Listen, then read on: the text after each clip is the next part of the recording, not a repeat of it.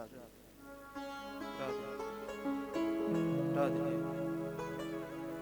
Shri Radhe Radhe Shri Radhe Radhe Radhe Shri Sitaram Ram Ram Ram Ram Ram Shri Sitaram travel ज्यादा है श्री सीताराम राम राम राम श्री सीताराम। इधर से नहीं आ रहा बैकग्राउंड हमको। राम राम राम राम श्री सीताराम श्री सीताराम राम। बोलने के बाद जो सीटी आती है ना ये नहीं आनी चाहिए ना। राम श्री सीताराम। पूरा खाली कर दिए, थोड़ा दो ना, पूरा मत खाली करो। राम श्री सीताराम राम राम राम श्री सीताराम राम। थोड़ा इफेक्ट दो, इफेक्ट थोड़ा दो। राम श्री सीताराम राम राम राम राम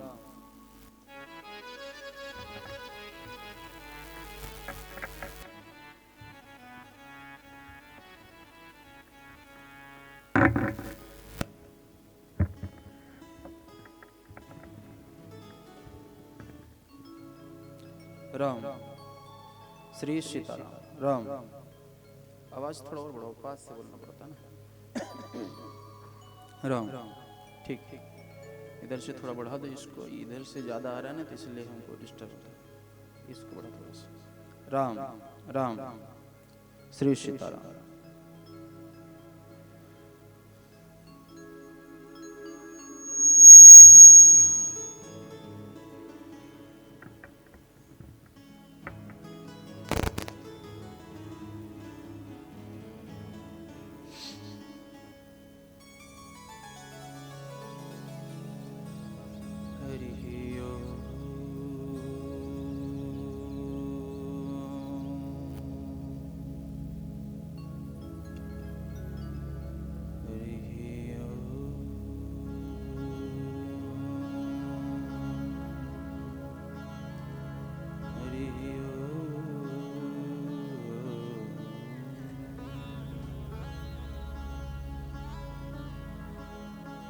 श्री गणेशाय नमः।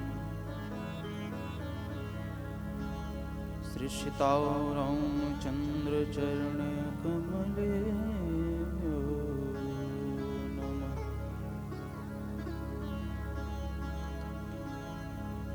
श्री राधा कृष्णाभ्यां नमः। श्री सद्गुरु चरण कमलेभ्यो नमः।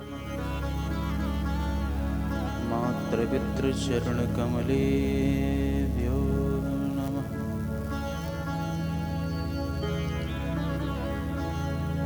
नमः परमहंसाय स्वादित चरण कमल चिन्ह मकरंदाय। भक्तजन मानस निवासाय श्री रामचंद्राय।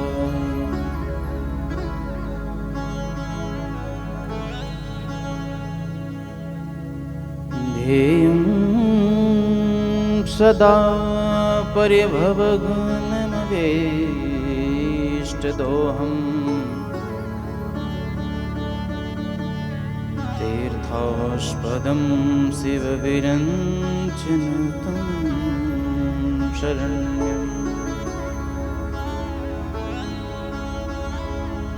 वृत्यार्तिहं तृणतपालभवाब्धिपूतं। वन्दे महापुरुष ते चरणारविन्दम्।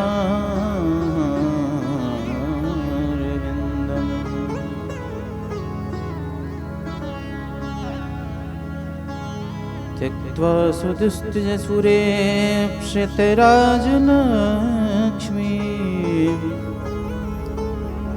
धर्मिष्ठयार्यवचसा यत्कादरेण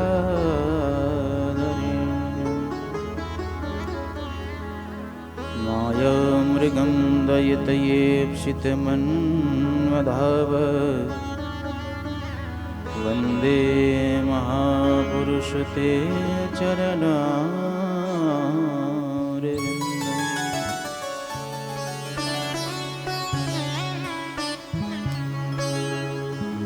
वंशी विभूषित करा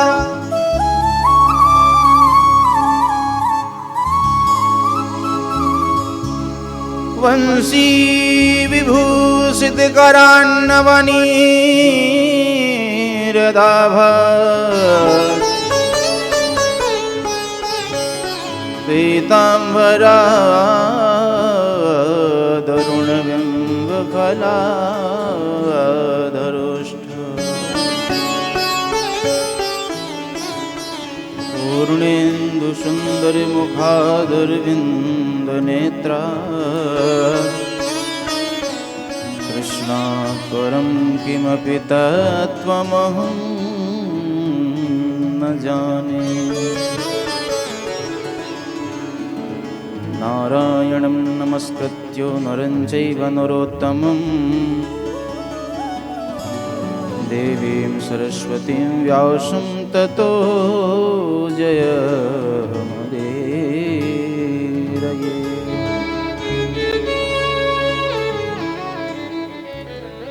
गुरुर्ब्रह्मा गुरुर्विष्णुः गुरुर्देवो महेश्वरः गुरुर्साक्षात् परब्रह्म तस्मै श्री गुरुवे नमः। अज्ञानतिमिरान्धस्य ज्ञानाञ्जनशलाकया चक्षुरुन्मीलितं येन तस्मै श्री गुरुवे नमः।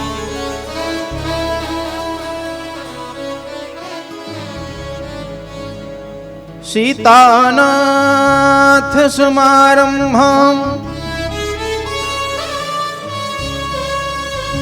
श्रीरामानन्दाय मध्यमाम् अस्मदाचार्यपर्यन्ताम् श्रीवन्दे गुरुपरम्परा।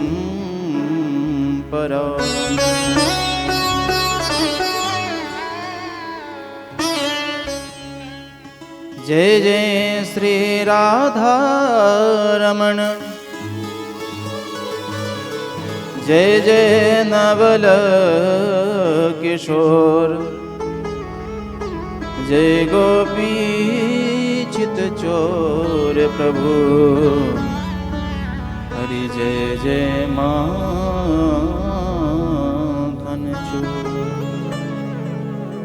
माता रामो मत्पिता रामचन्द्रः स्वामी रामो मत्सखा रामचन्द्रः सर्वस्वं मे रामचन्द्रो दयालुर् नान्यं जाने नैव जाने न जाने नान्यं जाने नैव जाने न जाने। श्री सीतारामचंद्र भगवान की जय। राधा कृष्ण भगवान की जय। लक्ष्मी नारायण भगवान की जय। सद्गुरुदेव भगवान की जय। माँ जगदम्बा परम्बा माई की जय। जय जय श्री राधेश जय जय श्री राधेश्याम। नमः पार्वती पतये हर हर हर महादेव।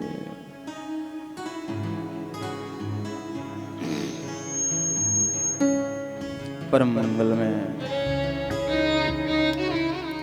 परात्पर अखिलेश्वर कारण करुणा वरुणालय भक्तवांछा कल्पतु त्वरित विनिंदित पट पीतांबरधारी भगवान कृष्ण की वांग्मयी प्रतिमूर्ति श्रीमद् भागवत भगवान एवं श्री राधा माधव के चरणों में साष्टांग प्रणिपात।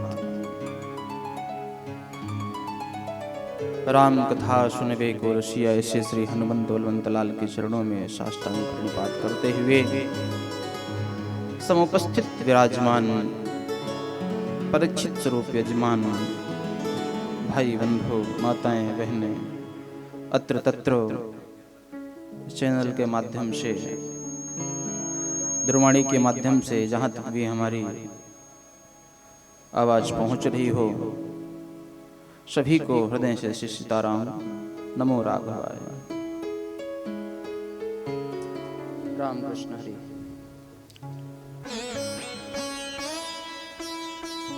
सिय राम मैं सब जग जानी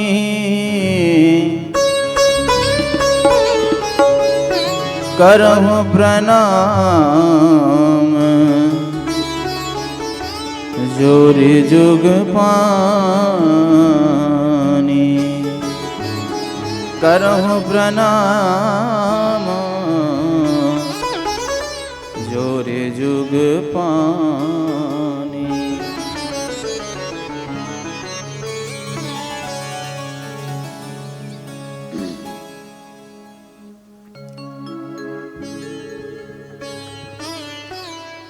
परम सौभाग्य हम आप सभी का, थोड़ा आवाज बढ़ाओ भाई,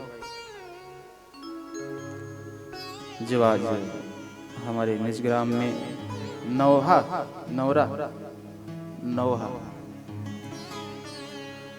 नौहा ग्राम का घर तक सीमित नहीं रहना है ना। नौहा ग्राम नगर पंचायत जिला प्रदेश देश, अब तो सनातन महाराज जिला प्रदेश देश छोड़ो अत्र तत्र सर्वत्र है। केवल भारत में नहीं, विदेशों की भक्ति देखकर कभी कभी लगता है कि हमसे ज्यादा सनातनी तो वो हो चुके हैं।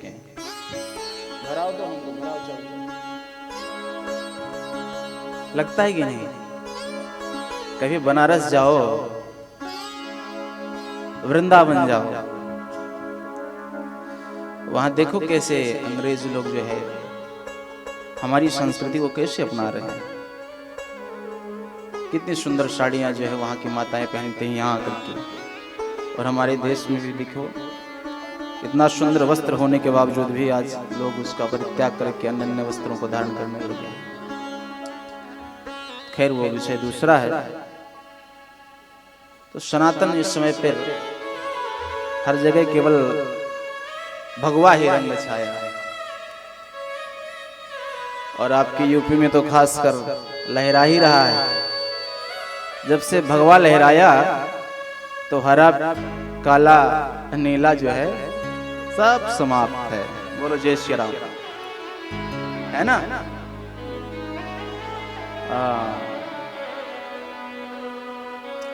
मुखिया सही होगा गर्दना तो सब सही है।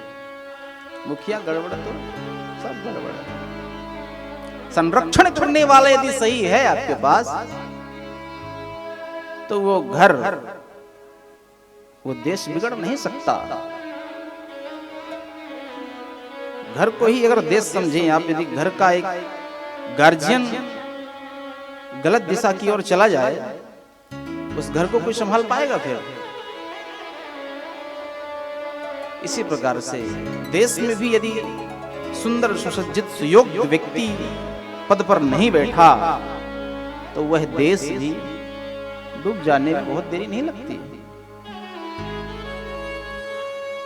तो हम आप सभी का परम सौभाग्य है जो आज नौरा ग्राम में दुए परिवार के द्वारा ये श्रीमद् भागवत भगवान का वाचन पाठन होने जा रहा है।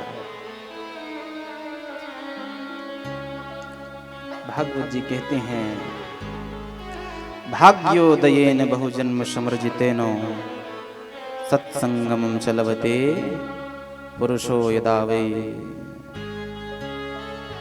भाग्योदयेन बहुजन्म समर्जितेन, क्या कहा? बहुजन्म समर्जितेन भाग्येन, एक नहीं, दो नहीं, तीन नहीं, पितु बहुजन्म समर्जितेन, बहुत जन्मों के जब भाग्य एक साथ एकत्रित होकर के उदय होते हैं, सत्संगमं च लभते पुरुषो यदा वै, तब जाकर के कहीं हमें ऐसा दिव्य सत्संग सुनने का अवसर प्राप्त होता है। बोलो जय श्री राम।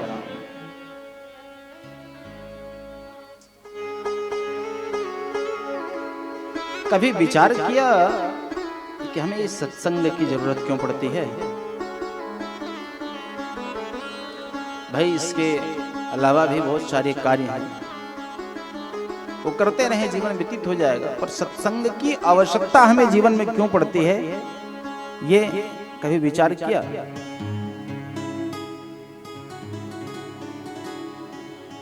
बिन पानी भोजन बिनो, बिन पानी भोजन बिना उदर मचावे क्रांति,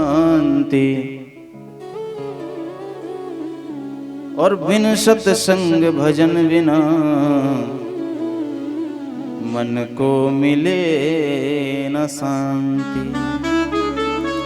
जिस प्रकार से शरीर को स्वस्थ रखने के लिए आपको अन्न जल की आवश्यकता है, उसी प्रकार से बिन सत्संग भजन बिनो मन को मिले ना शांति।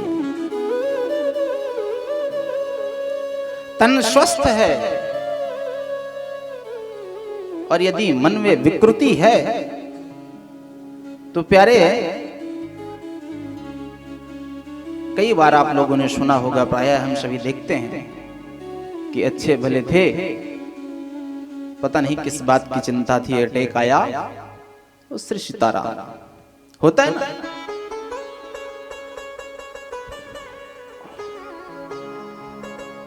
और एक मन से कमजोर व्यक्ति भी, अच्छे विकट बीमारी भी उसको घेरी हो, और मन से अंदर यदि वो खुश है, मन से स्वस्थ है, तो वो शरीर उसको उतना घातक नहीं होगा, वो शरीर उसको उतना नुकसान नहीं पहुंचा पाएगा। शरीर का स्वस्थ होना जितना आवश्यक है, उससे कई गुना ज्यादा स्वस्थ होना मन का आवश्यक है, क्योंकि दसों इंद्रियों का जो स्वामी है ना, वो मन है। मन में ही तो विचार करके आप प्रक्रिया करते हैं ना। भाई अमुक कार्य करना है तो कार्य तो आपका शरीर करेगा, लेकिन शरीर को आज्ञा कौन देता है?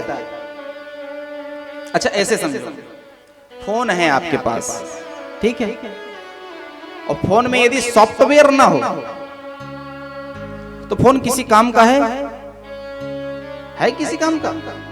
वो तो डब्बा है, जब उसमें चलेगा ही नहीं फेसबुक, व्हाट्सएप, यूट्यूब, गूगल, तो वो डब्बा ही है ना, फिर क्यों लेंगे लोग फोन?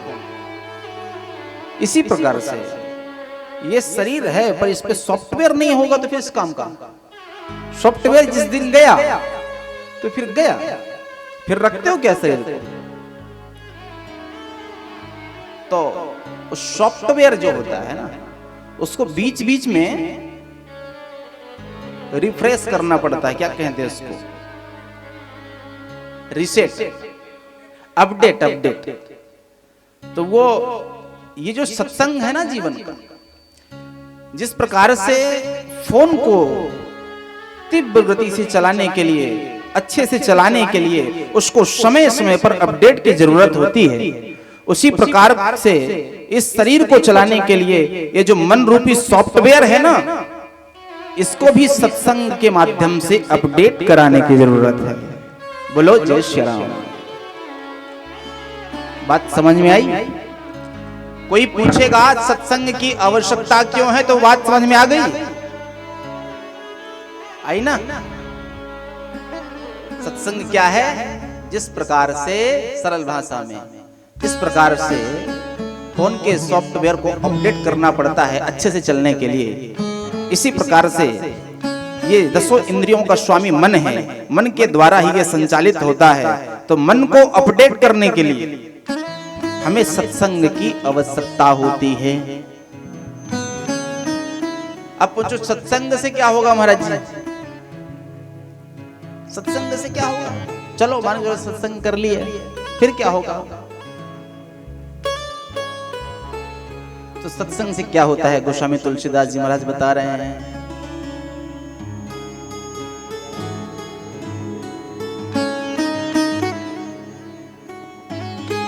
बिन सत्संग विवेक न होए, बिन सत्संग विवेक न होए, बिन सत्संग विवेक न होए, बिन सत्संग विवेक न होए। लेकिन राम कृपा बिनु सुलभ न सोए, राम कृपा बिनु सुलभ न सोए, राम कृपा बिनु सुलभ न सोए, राम कृपा बिनु सुलभ न सोए, बिनु सत्संग विवेक न होए,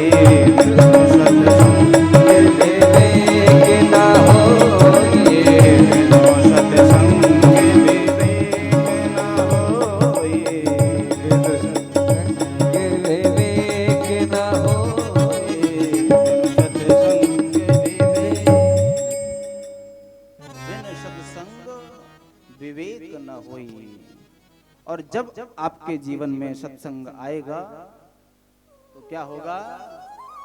विवेक की जागृति होगी प्यारे, विवेक। अब पूछो महाराज जी विवेक क्या है? ये सीढ़ियां हैं, एक एक चढ़ते जाओ। सत्संग से क्या प्राप्त होगा?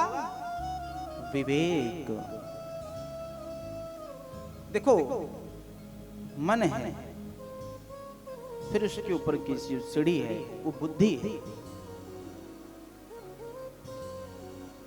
बुद्धि आपको कार्य करने की शैली बताती है कि अमुक कार्य करना है।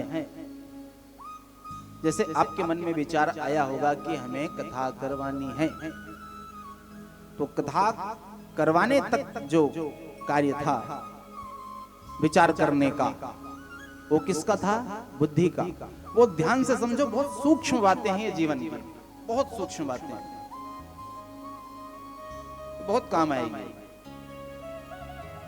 यहां तक किसका कार्य था? विचार करवाना किसका कार्य था? बुद्धि का। बोला करो बीच बीच में, हुंकारी भरा करो, किसका काम था? बुद्धि का। अब इसके आगे क्या करना है वो आपको विवेक बताएगा। भागवत करनी है, ये विचार आपकी बुद्धि में आया, लेकिन उसका प्रारूप कैसे बनाना है वो आपको विवेक बताएगा कि यहाँ पे ऐसा भागवत जी लाना है, वहां ऐसे पूजन करना है, किस ढंग से करना है। बुद्धि से कहते हैं ना, विवेक से काम लो, बुद्धि से सोचो और विवेक से काम लो। यदि काम भी बुद्धि से लिया तो गड़बड़ हो जाएगा। काम आपको विवेक से करना है। भाई बल तो है आपके पास, पर बल का उपयोग कहां करना है ये विवेक बताएगा। एक बलशाली पुरुष है, वो चाहता किसी को मार भी सकता है, पर उस बल का उपयोग कहां पर करना है ये विवेक बताता है। समझ गए? विवेक से क्या होता है? सही सत्य और असत्य की पहचान कराना ही विवेक का कार्य है। बोलो जय श्री राम। तो आओ भागवत जी में प्रवेश करें। उससे पहले भागवत में प्रवेश करने से पहले व्यास जी महाराज जी ने 6 अध्यायों में भागवत के महात्म्य का वर्णन किया है।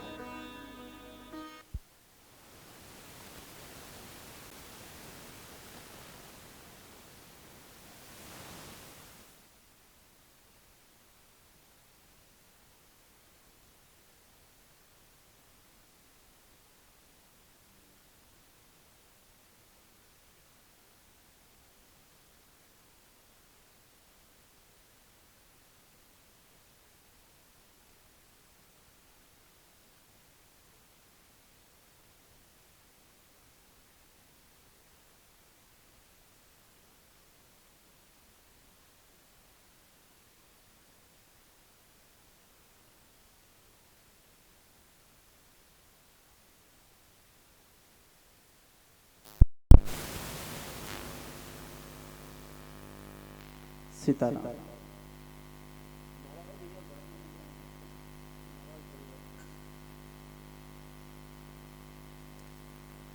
तो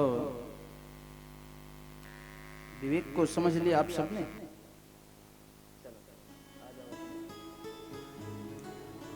अब हम सभी भागवत में प्रवेश करेंगे। भागवत में प्रवेश होने से पहले पूज्य व्यास जी महाराज जी ने भागवत के पूर्व पद्म पुराण से 6 अध्यायों में भागवत के महात्म का वर्णन किया है। महात्म अर्थात महत्व। जब तक हमें किसी वस्तु का,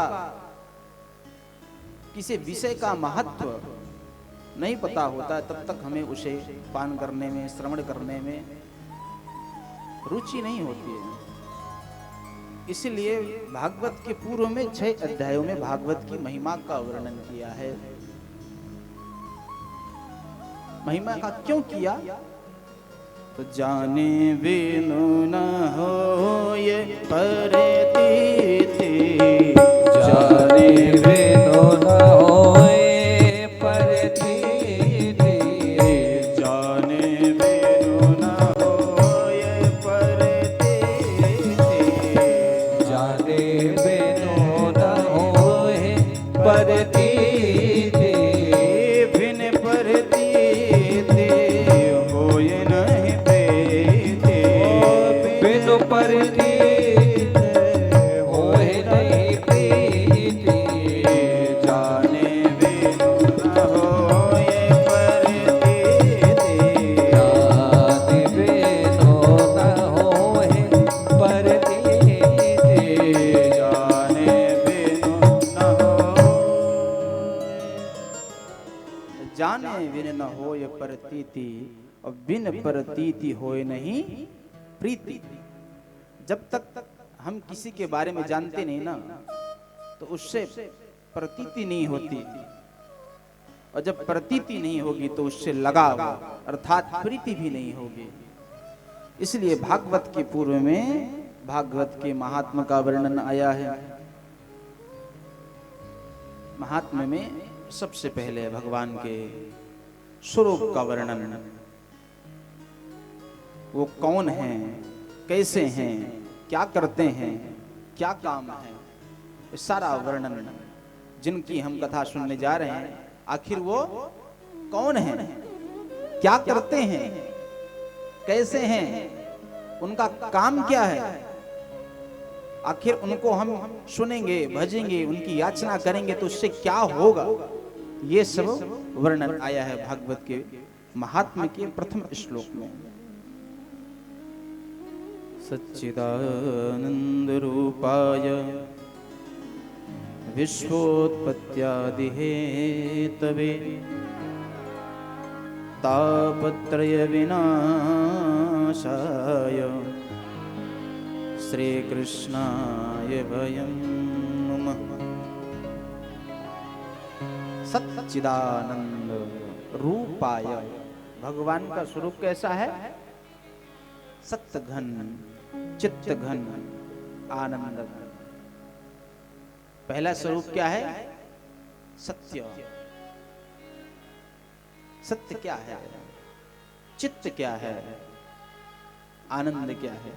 तो गोस्वामी तुलसीदास जी कहते हैं हमारे बड़े भाव के साथ कि सत्य कहिए जो बिन से नाही, सत्य कहिए जो बिन से नाही, चित चैतन्य सकल जग माही, चित चैतन्य सकल जग माही।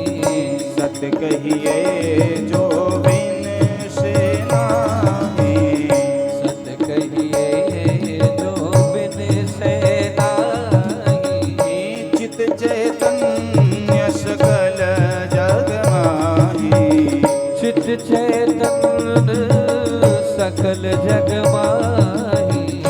आनंद घट घट करे आनंदा, आनंद घट घट करे आनंदा, ताको नाम सच्चिदानंदा,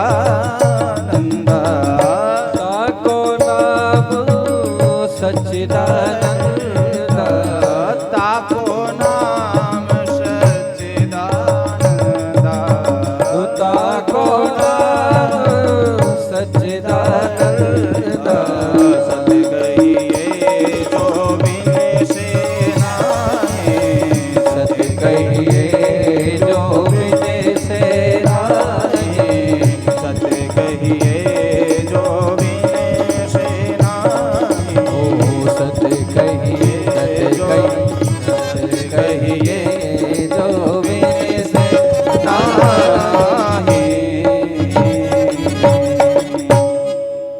गोस्वामी जी क्या कहते हैं, बड़ा सुंदर सच्चिदानंद स्वरूप का जो है बोध कराया मानस में। कितना सुंदर स्वरूप बताया भगवान का। सत्य कहिए जो विन से नाही, विन से अर्थात सत्य वही है जिसका कभी विनाश नहीं होता। सत्य क्या है, जिसका कभी विनाश नहीं होता। अब ये बताओ कि आपकी दृष्टि में ऐसी कौन सी वस्तु है जिसका विनाश काल निश्चित ना हो। जहां तक देखो वहां तक की दृष्टि में ऐसी कौन सी वस्तु है बताओ जिसका विनाश काल नहीं है। कुछ ऐसा 100 साल चल जाएगा, 200 साल चल जाएगा, 400 साल चल जाएगा। बहुत भारी महल बनवा दिया राजाओं के द्वारा पत्थरों से तो 1000 वर्ष चल जाएगा। हम शरीर तो जानते ही आप कितना चल रहा है आजकल, 60, 70, 80, इसके बाद तो कोई नहीं जा रहा। इसका मतलब हम सब असत्य हैं। असत्य, सत्य का स्वरूप क्या है? तो सत्य कहिए जो बिन से नाही। भगवान का पहला स्वरूप है सत्य। सत्य अर्थात है जिसका कभी विनाश नहीं होता। तो भगवान का कभी विनाश नहीं होता और बाकी सब जितने भी दुनिया में संसार में हैं सबका विनाश काल निश्चित है। और दूसरा स्वरूप भगवान का है चित्त। चित चैतन्य सकल जग माही।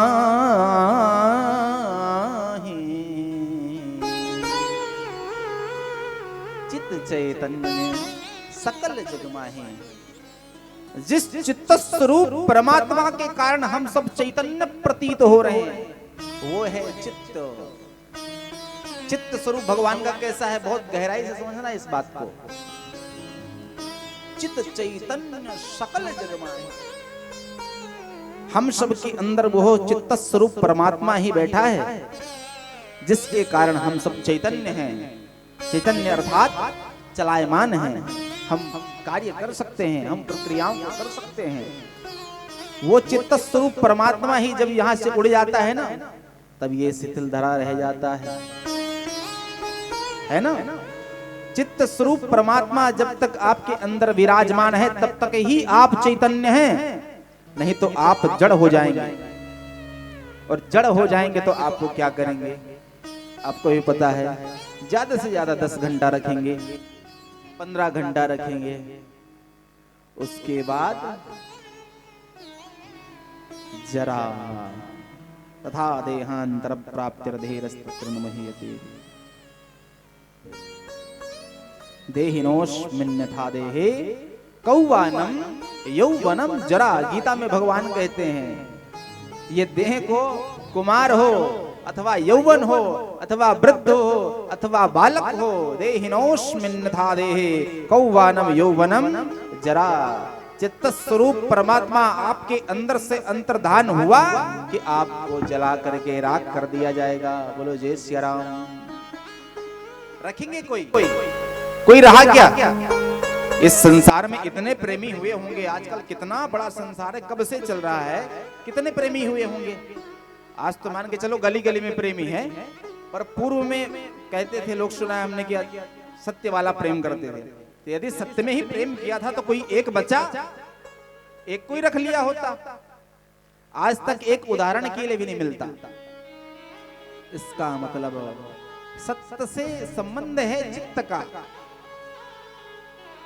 अब देखो, बात अगर एक भी चुकोगे तो बात समझ में नहीं आएगी, इसलिए कह रहे ध्यान से सुनो। सत्य का क्या स्वरूप बताए थे? सत्य कहिए जो विनसे नाही, जिसका कभी विनाश नहीं होता, वह है सत्य। थोड़ा आप और पीछे बैठिए तो मैं आपको देख के कथा सुनाऊं। आई कनेक्ट बहुत जरूरी होता है ना, कहते हैं ना फीलिंग समझने के लिए आई कनेक्ट होना चाहिए। अब देखो, सत्य का संबंध चित्त से कैसा है? सत्य कहिए जो विनसे नाही, जिसका कभी विनाश नहीं होता, वह है सत्य। तो हमारा सबका तो विनाश निश्चित है। 60, 70, 80, 90, 100, इसके बाद तो भगवान जाने क्या होगा फिर। तो हम क्या सत्य हैं? नहीं, हम सब असत्य हैं। चित्त स्वरूप परमात्मा आपके अंदर से गायब, तो आपको क्षणिक में ही, तनिक देर में ही आपको राख कर दिया जाता है। हम सबको राख कर दिया जाता है। देहिनोस्मिन्यथा देहे कौवानम। कुमार अवस्था में है तो भी, यवन अवस्था में है तो भी, और वृद्धावस्था में तो महाराज जाना ही है। तो चित्त कौन है? चित्त भी वही परमात्मा है, जिसके कारण हम सब, चित्त स्वरूप परमात्मा हम सब के अंदर विराजमान है, जिसके कारण हम सब चैतन्य हैं। वो परमात्मा जिस दिन गया तो हम भी गए। अब तीसरा स्वरूप क्या है भगवान का? ये भगवान का स्वरूप का वर्णन है। भाई, जिनकी हम कथा 7 दिन सुनने जा रहे हैं, वो कैसे हैं, क्या करते हैं, क्या काम है, और इनकी कथा सुनने से होगा क्या, ये सब पहले बताया है महात्मा में। इसीलिए ना कि आप महिमा सुन लें तो अच्छे से सुने उसके फिर कथाओं का। अब तीसरा स्वरूप भगवान का है आनंद। समझ में आ रहा है? इसीलिए उदाहरण दे दे के समझा रहे हैं, ताकि बिल्कुल गहराई से समझो, मन लगे। अब तीसरा स्वरूप है आनंद। तो आनंद घट घट करे आनंद,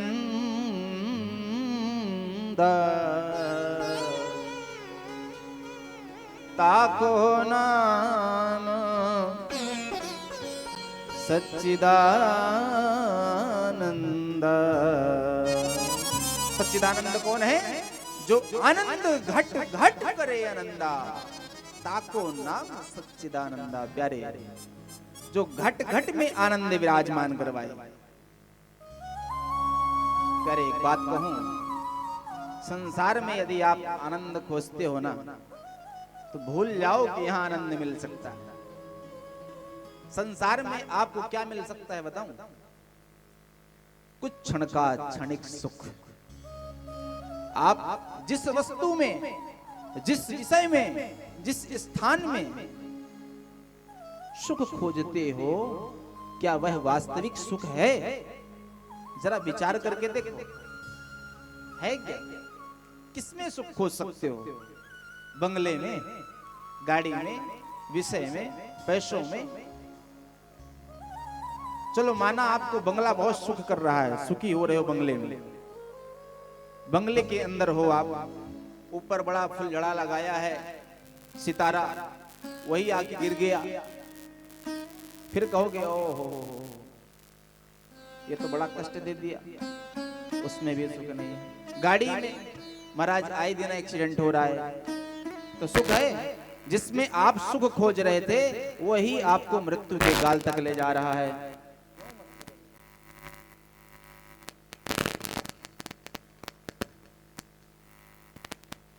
तो ना मकान में सुख है, ना गाड़ी में सुख है। चलो पैसे कमाने में खूब आनंद आ रहा है आपको, खूब, और एक रूम में बंद कर दिया जाए, केवल पैसा ही भर दिया जाए, क्या करोगे? सत्य बताएं आपको, तो ठाकुर जी कृपा से बहुत बहुत बड़े बड़े घरानों में जाते हैं अनुष्ठान करने, कथा करने। जितने पैसे वाले हमको दिखे, हम सब तो बहुत सुखी हैं, आनंदित नहीं हैं, आनंदित नहीं हैं, हम लोग सुखी हैं। अब आनंद समझना क्या है? लेकिन जितने बड़े आदमी के पास जाओगे उतनी बड़ी समस्या है, उनको और नींद नहीं आ रही,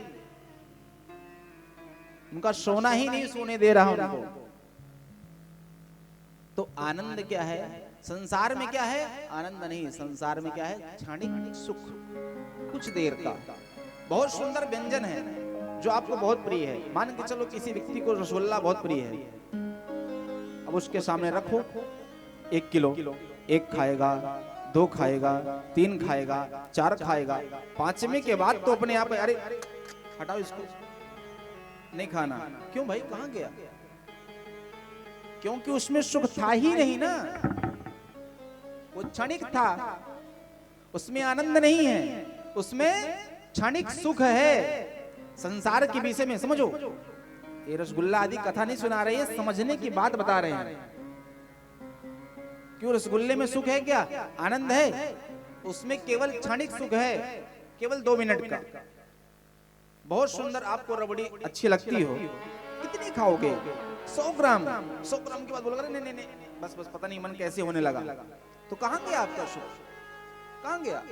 जिस वस्तु से आपको मोह है उसको बहुत करीब रखो, कुछ दिन तक रखो, कुछ देर तक रखो, फिर देखो कैसे आपको आनंद प्रदान करता है वो।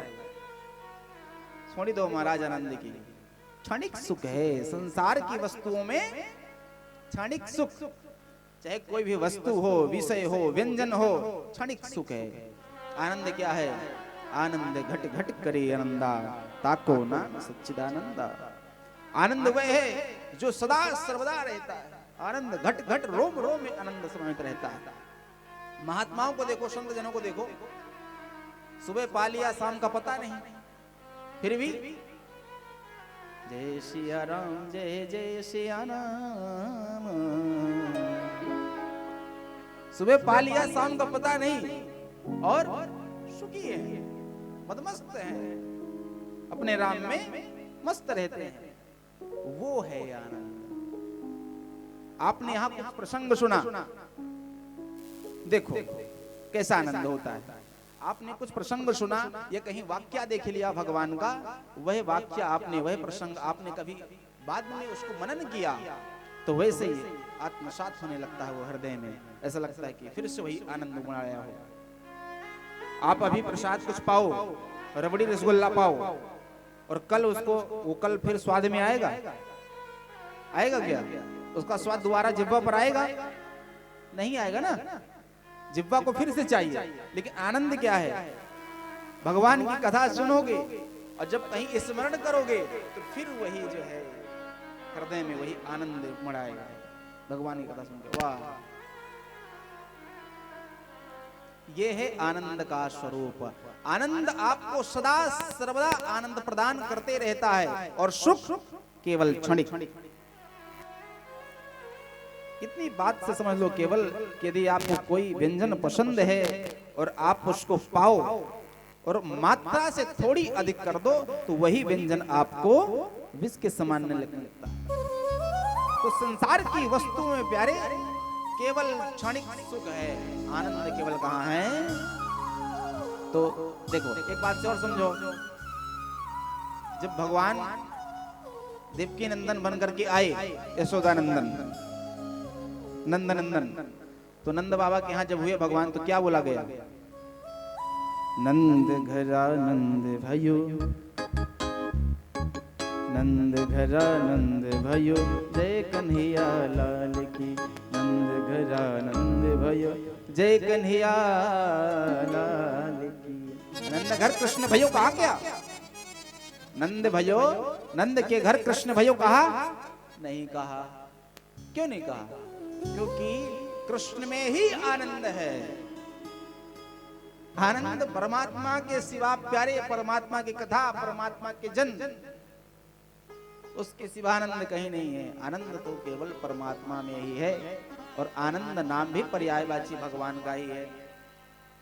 आनंद घट घट करे आनंदाता को नाम सच्चिदानंद। तो सच्चिदानंद रूपा ये भगवान का ये रूप हो गया। अब क्या होता है भगवान को भजने से? यदि भगवान का भजन करेंगे हम तो क्या होगा, अब उसका स्वरूप बताते हैं। तो विश्वोत्पत्ति क्या करते हैं भगवान? अब भगवान को स्वरूप समझ लिया। और भगवान करते क्या हैं? तो विश्वोत्पत्त्यादि हेतवे, विश्व की उत्पत्ति, पालन, संहार, ये भगवान का काम है। पहले भगवान के स्वरूप का वर्णन किया, सत्य घन, चित्त घन, आनंद घन। अब भगवान क्या करते हैं उसको बता रहे हैं व्यास जी महाराज। क्या करते हैं भगवान? विश्वोत्पत्त्यादि हेतवे, विश्व की उत्पत्ति, पालन और अंत में संहार। पहले जब जरूरत पड़ती है भगवान विश्व की उत्पत्ति कर देते हैं, फिर उनको पालना पोषना होता है तो पालन बन के आ जाते हैं। और फिर अंत में जब ऐसे बढ़ते जाएंगे तो भाई सृष्टि है भर जाएगी एक दिन, तो उसको धीरे धीरे समाप्त करते रहते हैं। ये भगवान का कार्य है। अच्छा चलो मान लो सत्य घन, चित्त घन, आनंद घन स्वरूप है, ये भगवान का कार्य है, तो इनको भजने से होगा क्या? तो तापत्रय विनाशाय, तापत्रय विनाशाय, हमारे जीवन के जो तापत्रय हैं, त्रिताप, इन्हीं त्रितापों में ही हम सब संतप्त हैं प्यारे। कौन कौन से त्रिताप? दैहिक, दैविक, भौतिक ताप। गोस्वामी तुलसीदास जी कह रहे हैं दैविक भौतिक ताप, दैहिक, दैविक, भौतिक ताप, दैहिक दैविक भौतिक ताप। राम रजा यशो काहो न व्यापा, राम राज का हो नहीं व्यापा, राम राज का हो नहीं व्यापा, राम राज का हो नहीं व्यापा। दैहिक, दैविक, भौतिक तापा, दैहिक दैविक भौतिक ताप, दैहिक, दैविक, भौतिक ताप, दैहिक, दैविक, भौतिक ताप।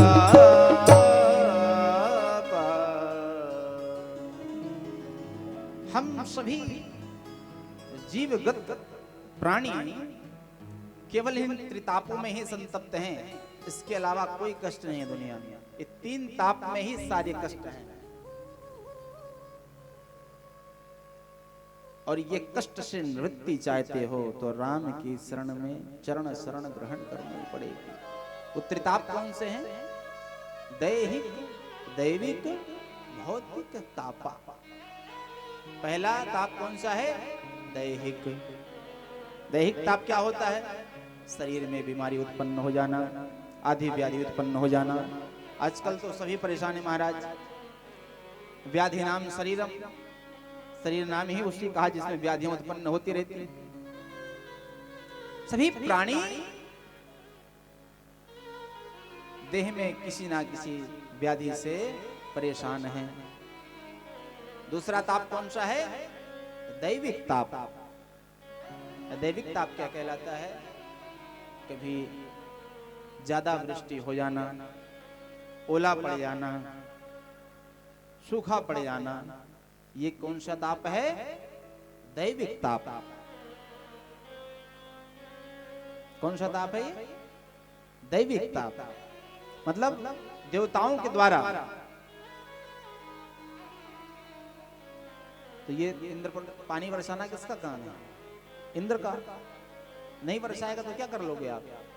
कुछ नहीं कर सकते ना। तो ये कौन सा ताप कहला गया? दैविक ताप।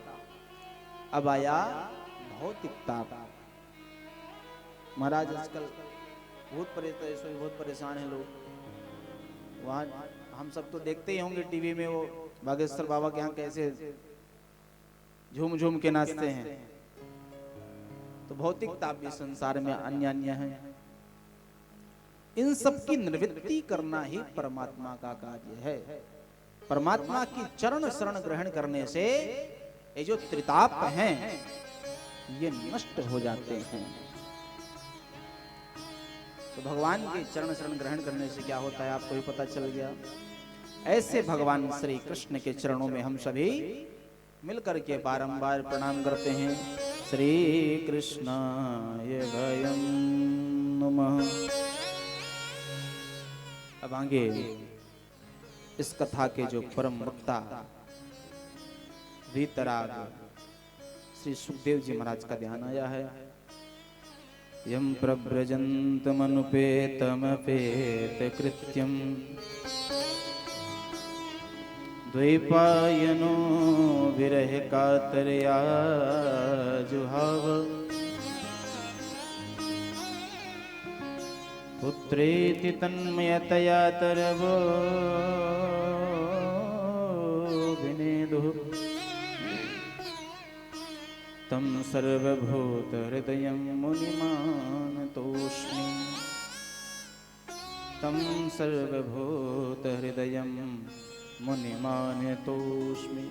श्री सुखदेव जी महाराज के चरणों में बारंबार हम संभल करके प्रणाम करते हैं। कैसे हैं सुखदेव जी महाराज? यम प्रव्रजन्तमनुपेतमपेत कृत्यम, जो जन्म लेते ही वन की ओर प्रव्रजन्तम। सुखदेव जी महाराज 12 वर्ष बाद अपने माँ के जन्म कोख से जन्म लिया और जन्म लेते ही प्रव्रजन्तम वन की ओर भागने लगे। विरह कातर आजुहावा। पूज्य व्यास जी महाराज पिताजी उनके विरह आतुर होकर के बेटा बेटा सुख सुख कह करके बुला रहे हैं, पर वो एक भी माया का घेरा उनके ऊपर नहीं है। क्योंकि उन्होंने पहले ही बुलवा करके भगवान से कहवा लिया था कि मुझे यदि विष्णु भगवान की माया व्याप्त नहीं करेगी तभी मैं इस गर्भ से बाहर आऊंगा, अन्यथा नहीं आऊंगा। अच्छा, इतना ज्ञान कैसे हुआ माया का? भाई जब उधर में प्राणी रहता है तब इतना ज्ञान तो होता नहीं, लेकिन इनको इतना ज्ञान आया कहां से? ये वही सुखदेव जी हैं, ये चोरी से अमर कथा सुन लिए थे। भगवान भोले बाबा पार्वती मैया को जब कथा सुना रहे थे, सुख तोता अंडे का स्वरूप लेकर के जो वहां पे बैठे थे, ये वही तीसरे दिन से लेकर के 7 दिवस 9 दिवस तक कथा श्रवण कर ये अमर कथा का रसपान कर लिए। तो ये सारा इस ब्रह्मांड का जो माया का खेल है, जो माता पार्वती को भोले बाबा सुना रहे थे, सब सुन लिए जन्म से। तो ये समझ गए कि माया बड़ी खतरनाक है। तो बोले मैं निकलूंगा ही नहीं। अरे जब रहेंगे ही नहीं तो माया व्याप्त क्या करेगी? अब माँ के गर्भ से निकल ही नहीं रहे। और जब व्यास जी को पत्नी को कष्ट हुआ तो व्यास जी महाराज आए, बोले बेटा निकलो, तुम्हारी माँ को कष्ट हो रहा है। बोले नहीं, जब तक भगवान स्वयं नहीं कह देंगे कि मेरी माया तुम्हें व्याप्त नहीं करेगी तब तक मैं उधर से निकलूंगा ही नहीं। महाराज व्यास जी महाराज को जाना पड़ा। भगवान आए, फिर बोले कि भैया मेरी माया का प्रकोप तुम पर बिल्कुल नहीं होगा। तब जाकर के कहीं जन्म लिए। ऐसे श्री वक्ता सुखदेव जी महाराज के चरणों में हम सभी बारंबार प्रणाम करते हैं। अब ये जो कथा हम सब सुन रहे हैं, ये कहाँ चल रही है पता है? नहीं में से सूतमासीन मभिवाद्य महामतिम कथामृतरसस्वाद कुशलः शौनको ब्रवीत। ये नैमिषारण्य की भूमि में शौनक आदि 88,000 ऋषि श्री सूत जी महाराज से सुन रही है कथा। जो हम कथा सुन रही है वाली, ये कहाँ चल रही है? ये नैमिषारण्य की भूमि में शौनक आदि 88,000 ऋषि सुन रहे हैं। ये जो कथा हम यहाँ सुन रहे हैं, यही कथा वहां चल रही है। वहीं से परंपरागत ये हम तक आई है। अब उनका प्रश्न है सूत जी महाराज का। शौनकादि ऋषि 88,000 थे, उनके मध्य में शौनक जी वो प्रश्न करते हैं श्री सूत जी से। लेकिन शौनक आदि ऋषि हैं कैसे?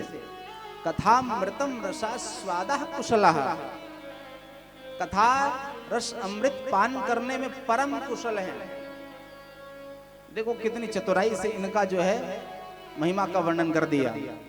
कथा अमृतम रसस्वादः कुशलः। कुशलः कथामृतम रसस्वाद।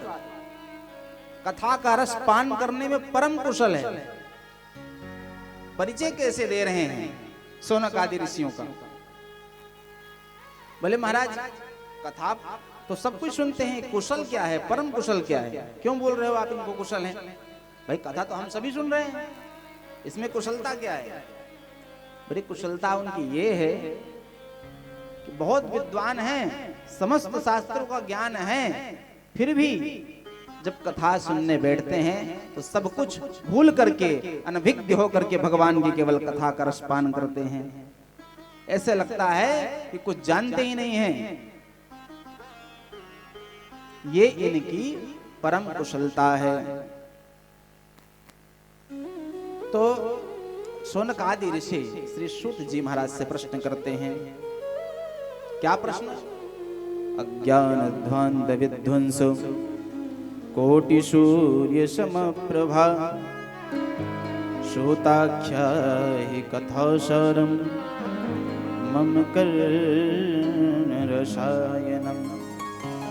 हे सूत जी महाराज, इस संसार में जो प्राणी हैं, इस संसार में जो जीव है, ये अज्ञान अंधकार में विलिप्त है।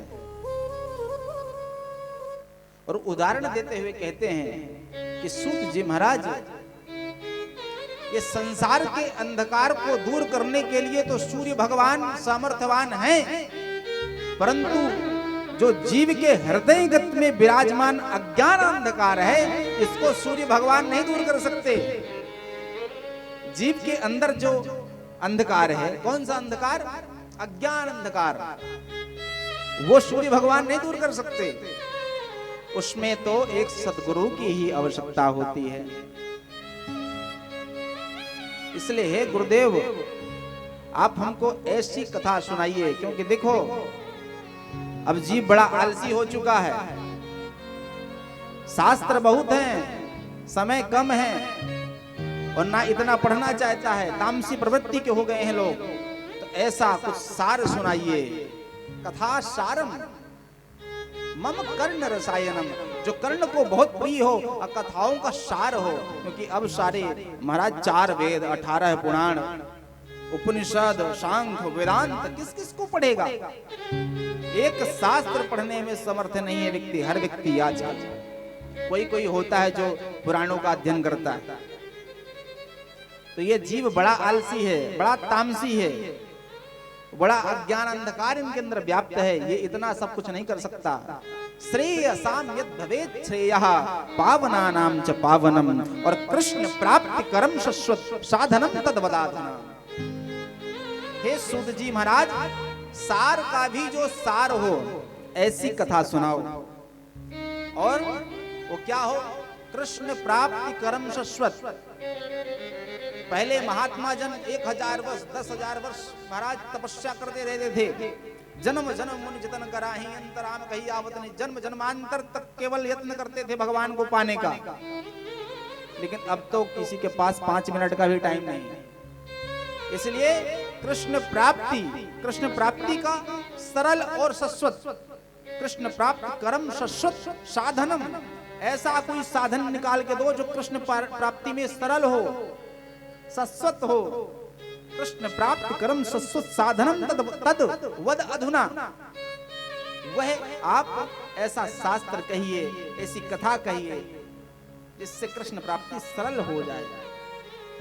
श्रेयसाम यद भवेत् श्रेयः पावनानां च पावनम।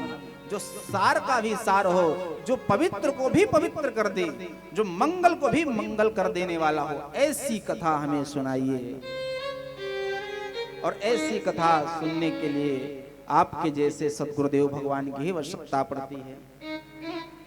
संसार के अंधकार को दूर करने के लिए सूर्य भगवान सामर्थ्यवान हैं, परंतु जीव ग्रत के हृदय में जो अंधकार है, कौन सा ज्ञान, अज्ञान रूपी अंधकार, उसको केवल आप जैसे समर्थ सद्गुरुदेव भगवान ही दूर कर सकते हैं। सद्गुरुदेव भगवान क्या कहते हैं, क्या करते हैं? अज्ञानतिमिरान्धस्य ज्ञानाञ्जनशलाकया चक्षुरुन्मीलितं येन तस्मै श्री गुरुवे नमः। अज्ञान रूपी अंधकार से, कौन सा अंधकार? अज्ञान तिमिर ध्वंस। अज्ञान रूपी जो रात्रि है, तिमिर मतलब रात्रि, अज्ञान तिमिरान घोर अंधकार है अज्ञान का। जीव के हृदय के अंदर जो अज्ञान रूपी अंधकार है वो तो घोर व्याप्त है। उसको क्या करना है? सद्गुरुदेव भगवान अज्ञान तिमिरान्धस्य ज्ञानांजन शलाकया, ज्ञान रूपी प्रकाश से आप उस अंधकार को नष्ट कीजिए। और मैं जानता हूं श्री सुत जी महाराज कि आपके ऊपर सद्गुरुदेव भगवान की बड़ी कृपा है। आपके पास करोड़ों सूर्य के समान ज्ञान का प्रकाश है, जिससे हम सभी जीव के अंदर जो अज्ञान अंधकार है उससे नष्ट हो जाएगा। चिंता मणिर्लोक सुखम सुरद्रुह स्वर्ग संपदम और प्रयक्षति गुरु प्रीतो वैकुंठम योगी दुर्लभम। चिंतामणि है, वह मणि को हाथ में लेकर के जो भी स्मरण करोगे वह वस्तु आपके सामने आ जाएगी। स्वर्ग में कल्प वृक्ष है, उसके नीचे खड़े होकर जो भी इच्छा करोगे, कामना करोगे, वह आपके समक्ष आ जाएगी। परंतु उस चिंतामणि में, उस कल्प वृक्ष में वह सामर्थ्य नहीं है कि भगवान की प्राप्ति करवा दे, भगवान की कथा का रसपान हमें करवा दे। उसके लिए तो आप जैसे समर्थ सद्गुरुदेव भगवान की आवश्यकता पड़ती है। इसलिए हम सभी से प्रार्थना है कि आप कोई ऐसा सारों का सार सुनाएं जिससे हम जीवों के अंदर जो अज्ञान अंधकार है वह नष्ट हो सके। तब श्री सूत जी महाराज इतनी प्रार्थना करने पर बहुत प्रसन्न हुए और कहते हैं, पहला शब्द उनसे निकलता है कि सावधानतया शृणु। मैं तुम्हारी याचना से बड़ा प्रसन्न हुआ, लेकिन आप सावधान होकर के सुनो। अभी करें ना कथा, समय है ना।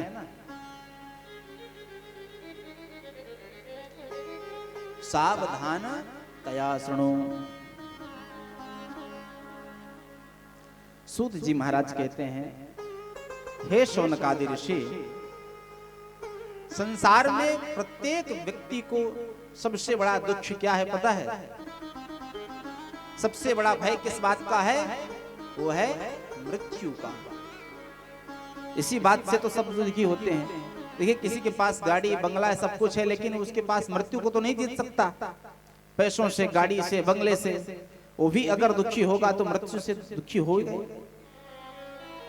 तो संसार में ऐसा कोई नहीं है जो मृत्यु से दुखी ना हो। संसार में सबसे बड़ा भय भी किस बात का है? तो मृत्यु का है। तो काल व्याल मुखग्रास त्रास निर्णास हेतवे श्रीमद्भागवती वार्ता श्रीमद्भागवतं शास्त्रं कलो केरेण भाषितम्। काल व्याल मुखग्रास, हे शौनकादि ऋषि, काल प्रतिक्षण, प्रतिदिन, प्रतिपल आपको अपना ग्रास बना रहा है।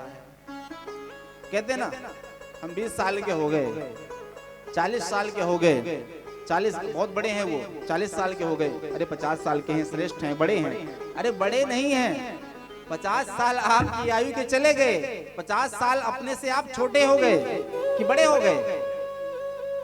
50 साल के बड़े नहीं हुए आप, 50 साल में आप छोटे हो गए। जितनी आयु बढ़ती जाएगी उतने आप छोटे होते चले जाओगे। मृत्यु एक दिन नहीं, क्या कहते हैं, काल व्याल मुख ग्रास।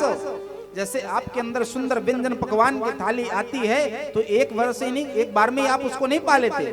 उस थाली को समाप्त होने में आप एक एक निवाला खाते हो, खाते हैं ना, एक एक निवाला ही तो ग्रास करते हैं, एक एक निवाता खाते रहते हो, खाते रहते हो, उसके बाद थाली समाप्त। इसी प्रकार से उसी निवाले की तरह काल व्याल मुख ग्रास, ग्रास काल आपको एक एक ग्रास एक एक दिन खा रहा है। एक दिन में ही आपकी मृत्यु नहीं होती, हम सबकी एक दिन में मृत्यु नहीं होती, वो एक एक दिन आपको खाता जा रहा है। जब थाली से खत्म उस दिन हम भी तो काल व्याल बहुत खतरनाक व्याल है, काल व्याल मुख ग्रास त्रास, उससे सभी जीव त्राहिमाम त्राहिमाम त्राहिमाम, सारे संसार में केवल त्राही त्राही हो रही है। किस बात की, मृत्यु के भय से। मुख ग्रास त्रास निर्णास है तबे, इसी के भय को दूर करने के लिए भगवान श्री सुखदेव जी महाराज ने श्रीमद् भागवतम शास्त्रम कलौ कीरेण भाषितम, कलयुग में इसका उद्भाषण किया है, इसी के भय को दूर करने के लिए।